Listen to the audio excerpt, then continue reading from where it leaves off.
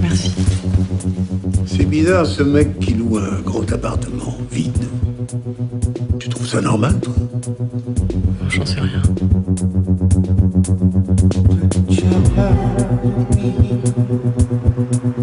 Tu dors pas?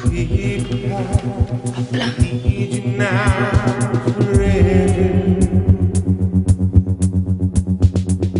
Je suis revenu pour ma nièce. Moi, j'ai choisi une autre fille.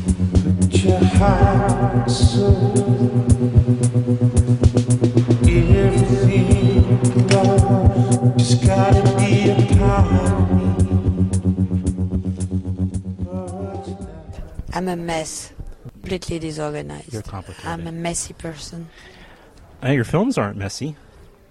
I don't think they are messy. They are. I think the mess is not in my film. Is outside the film. My films are not messy. They are maybe lingering, or they have a sort of strange rhythm, but not messy. Mm-hmm. Do you go into trying to maybe make sense of mess? Life is messy, and emotional relationships get messy. Your characters in this film are... I don't feel life is messy. One can be messy in his life, but life is not messy. Life had no mercy, that's for sure. Life is not messy. Life is very... It's a destiny, and maybe you can't read it, but it is... It's a very simple line. Mm-hmm. You're born and you die. I mean, life is the less messy thing ever. Well, you definitely boiled it down. But that's the basic of life. So maybe everything else that I'm calling if messiness is distraction. Dying, yeah. Life could be messy. But because we know it, even if we forget constantly we are mortals, I think there is no mess around. I was reading a little bit of the some things that you've talked about in going into your new film, Les Salauds. And one thing is, you said there was a period after, I guess, White Material, where you were in a, I don't know if a malaise is the right word, but it may be a period of, less productivity, maybe, or you didn't feel maybe motivated for a while? Oh, no, it's correct me, completely, because no, I know I was very motivated, but I had a project in Amazonia, and because I was sick for a time, I was not allowed to go there. So I had to change Macedonia? the project. Hope you're feeling better. Yeah, I'm better. Oh, good. And this film is the result of your time since. Instead of going first to Amazonia, in fact it was not Amazonia, it was Suriname, I made this film first in a different order. Oh, I see. Okay. And you also described your approach to this particular film as being not familiar, that you kind of leapt into it and not really knowing what it was going to be like to make this kind of film. You can keep correcting me because I could be getting a lot of this wrong. No, I think I decide to work in a different way, like to be more like in a chronological order, piece by piece, not knowing more in the story than the character of Marco, which was very different for me than my other way of working. What was your other way? I think my other way of working is to mixing times, to go back, to go into circles, to do flash forward, or I don't know. I am really circling into my like when I did Beau Travail, but this time I decided to do in a straight line. I see. How did that feel? Changing things up, as we say. Feel the same, in fact. Did it? Yeah. But do you want to change things up at this stage? Maybe you're feeling like, I don't know, I don't want to put words in your mouth, but maybe you're feeling that you have to constantly reinvent on some level. Otherwise, you sort of... No. To reinvent is a word I won't use. I think there is always, after a film, a sort of frustration of something that there is never a complete satisfaction after a film. Right. And this frustration is the motor of the next film. I see. It's a motivating factor. Yeah. Like, I'll get it right this time. I'll get closer to what what you really want to say. Yeah. Yeah. It's after like seeing a movie like 35 Shots of Rum, it's for me. It said a lot. It was very powerful to me. Beautiful film. For me too. I love that film. I interrupted you, actually. No. No? No. Okay. I loved seeing Vincent Lindo.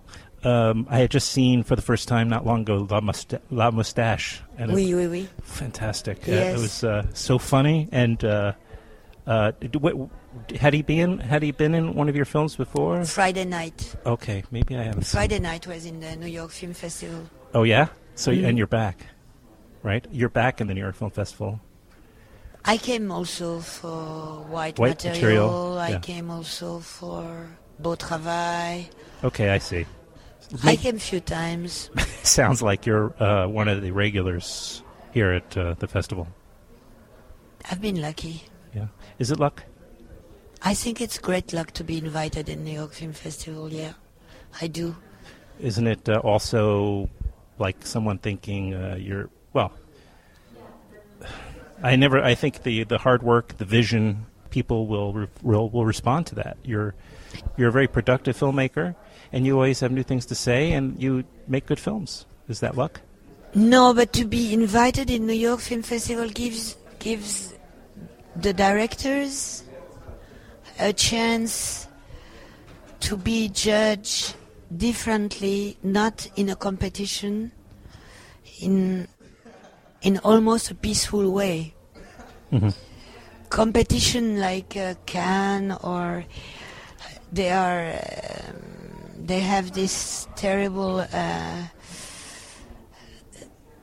They put a terrible stress on people, Yeah. And Cannes, but then in New York, the stress is gone, and you speak about the film. It's gone, and it's speaking about cinema, not speaking about too much of ego or whatever. It's after the competition. It's right. like the result of a group of persons who have decided to choose some film, and if you're part of that group, that you can feel not honored, but so reassured. Mm-hmm. Right, I did good. Not a question of making good, a question of having a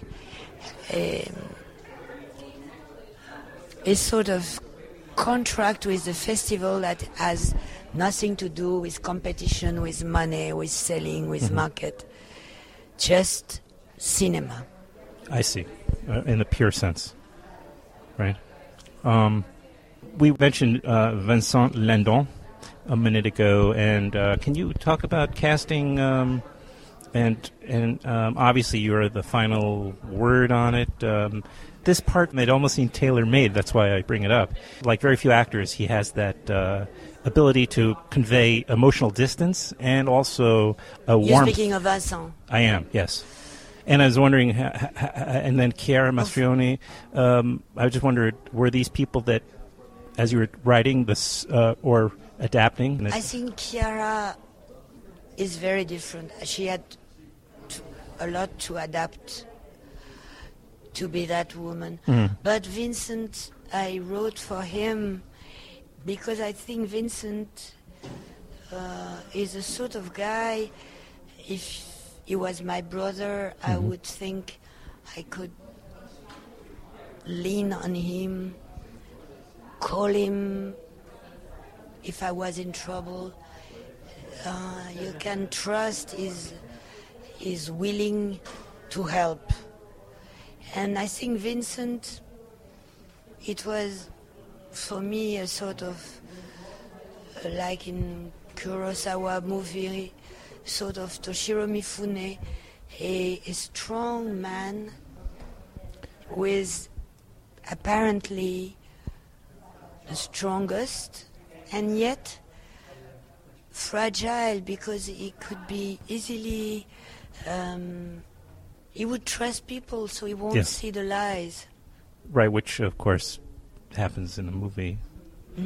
He's almost exploited, not necessarily always intentionally. The people do rely on it, but they ultimately betray him as well. And there's a moment I noticed watching the film where the camera, it's Chiara's character, her eyes she looks over at his body. And it's not just purely a sexual moment. There's that too, of course, but, he's strong and virile, and there's that strength that he represents, I guess, in the he's strong, like Toshiro you mentioned, and this image of a strong man is tinted by the fact that he's also honest and not cheating. Yeah, and then you make a like go ahead, sorry. Sailor, maybe like a sailor. So yes, the Navy, but he's also able to emotionally distance himself. Of course, he can go out to sea. It's the best job in the world. You're protected from everyday problems, in a way. Yeah, concerning the family. But you don't feel that way about yourself personally.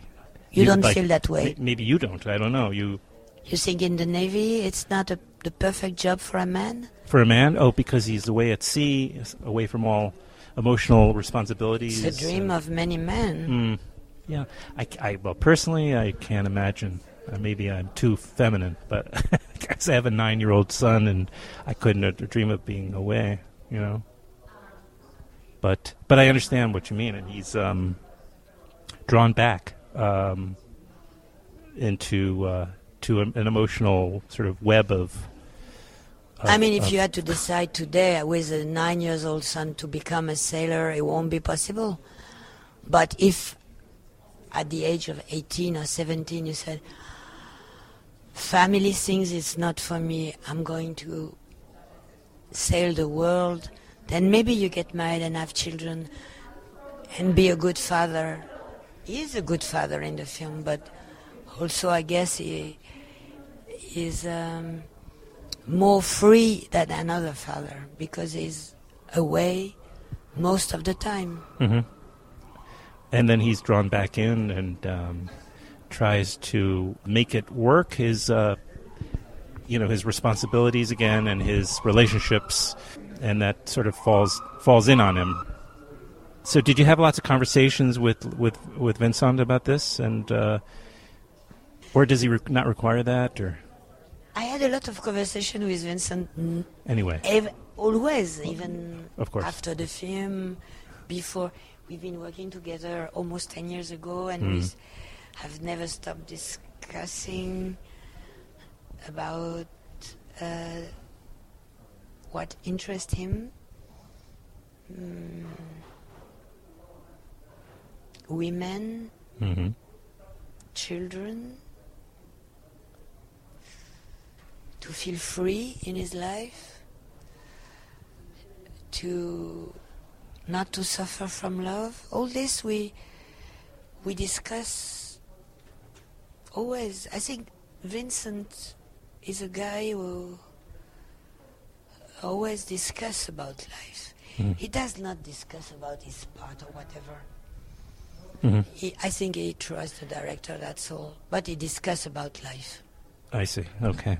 And was it an enjoyable process? Was working on the set and making the film was? Because the movie is so intense. It's very, I don't want to say necessarily just sad. I mean, but it's hard. It's heavy duty, Claire. It's sad, yeah. It is sad, yeah. There's a lot of tragedy and it's a and tragedy, harm. Yeah, and a lot of harm comes That's to. That's why I quote Faulkner. Yeah.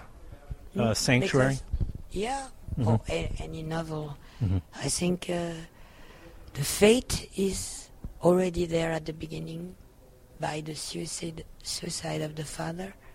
So of course it's sad, but the film was made with people who like each other. Yeah. So right. there was no, it was, it's great to make a film is sometimes difficult, but the relationship with the trust with the people is the best moment. Is it hard to pull away afterwards? The film ends, It's hard, and yet it's good to... It's gone. It's gone. No, you cannot stay. Yeah. You have to. It's gone. That seems kind of like the sailor going out to sea, though. It's like you can pull away and leave. Yeah. I talk to many filmmakers or actors and people on the set, and they feel a real sense of loss at the end of the film and sadness and a detachment. As opposed to theater, when you can always go back on stage, but film is it's gone forever. Do you ever get the desire to do something more farcical or something more of a more... What is farcical? Like a blatant comedy, a comedy. But, farce is usually... farce, yes, I know the same word in France. Ouais. In French. A farce... Farcical They're movie, very popular in France. I think, I don't think it's really my main... objective. I wish I could be a farcical woman, but I'm not. I'm a sort of, as I said yesterday, a very sinister person. Who did you say that to? At the Q&A, was there? Who did you say you were sinister to? To the audience. Oh. Because I believe that I'm not a pessimistic person, because I believe in life, in doing things, but something in me is dark. I have always been I grew up in a way knowing that it's a tragedy to be alive, to be a human being. I never thought it was. It doesn't mean a comedy can also be the result of someone who feels the tragedy. It's linked. Maybe I don't have enough sense of humor, maybe. I don't know. I have no idea. I do what I can. If I was a different person, maybe I do differently. While you're here, are you going to see... are you seeing other films in the festival, or? Sure. Anything? Some I've seen already. Anything that you enjoyed in particular? Or I've seen Jim Jarmusch movie already in Cannes. Now wait a minute. You worked with him once before, didn't you? Yeah. Early on. And tomorrow I'm going to see the Jazz Anke film, Touch of Sin. Yeah, I really want to see that too, and I would love to have Jim Jarmusch on this thing too. Is this, by the way, is this this? Do you understand? This is a podcast. Have you heard of that before? Now people listen to programs, audio programs, not just on the radio, but they can go and listen on their on the internet. Film. No. It's well, my show, this program that I do is about film, art, film, independent film. But there are so shows it about be everything. Podcast. Yeah. Yeah. Okay, I understand. Okay, and so people can listen on demand whenever they want to. They don't have to. Yeah. We have that in France. Oh, I know.